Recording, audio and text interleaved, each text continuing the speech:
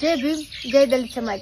મિત્રો, થોડા દિવસથી હું જોઈ રહી છું ઇન્સ્ટાગ્રામમાં અને વોટ્સઅપમાં મારા ખરાબ એટલે કે ફેક વિડીયો અપલોડ કરી અને મને બદનામ કરવાની પૂરેપૂરી કોશિશ કરી રહ્યા છે. અને મારા દલિત સમાજને હું કહેવા માંગુ છું કે 3 મહિના અગાઉ મેં જે એટ્રોસિટી કરેલી એના કારણે મારા દુશ્મનો બહુ વધી ગયેલા છે.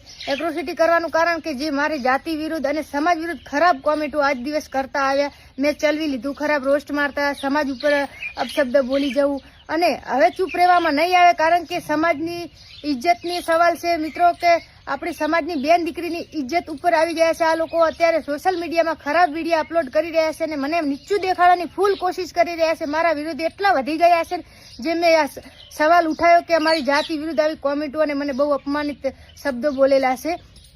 તો બધાને એવું લાગે છે કે હેતલ પરમાર બોલતી નથી, ચૂપ રહેશે. હેતલ પરમાર હવે ચૂપ નહીં રહે, હવે નહીં ચલવી લે, કારણ કે મારી ઇજ્જત ઉપર આવી બની છે. મારા દલિત ભાઈઓને કહેવા માંગુ છું કે આવા લોકોને હું કાયદેસરના પગલાં લેવા માંગુ છું, તો તમે મને સમર્થન આપજો.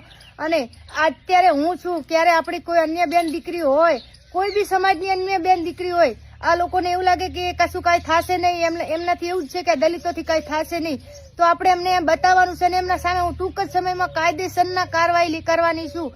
અને જે મને ખરાબ રીતે મારા વિડીયો બનાવ્યા છે ને વાંધોની બધાના મેં સ્ક્રીનશોટ લઈ લીધા. કઈ જગ્યાએથી કોણે વિડીયો અપલોડ કર્યો બધા મારી પાસે સ્ક્રીનશોટ પડ્યા છે. ટૂંક જ સમયમાં હું થોડાક વ્યૂ અને ફોલોવર માટે તમે જે બેન દીકરીની ઇજ્જત કાઢી રહ્યા છો, આજકાલ જે મારા ફેક વિડીયો અપલોડ કરી અને તમે જે રાજી થઈ રહ્યા છો ને, તો એટલું યાદ રાખજો કે તમારા ઘરે પણ મા બેન દીકરી હશે.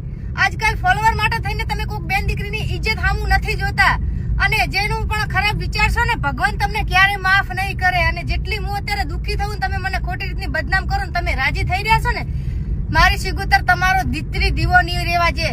યાદ રાખજો, ખોટું કરશો એનું ખોટું જ થશે હંમેશા. ક્યારે સુખી નહીં થયું તમે. કોઈના વાતડા બાળીને તમે રાજી થાવ છો અત્યારે.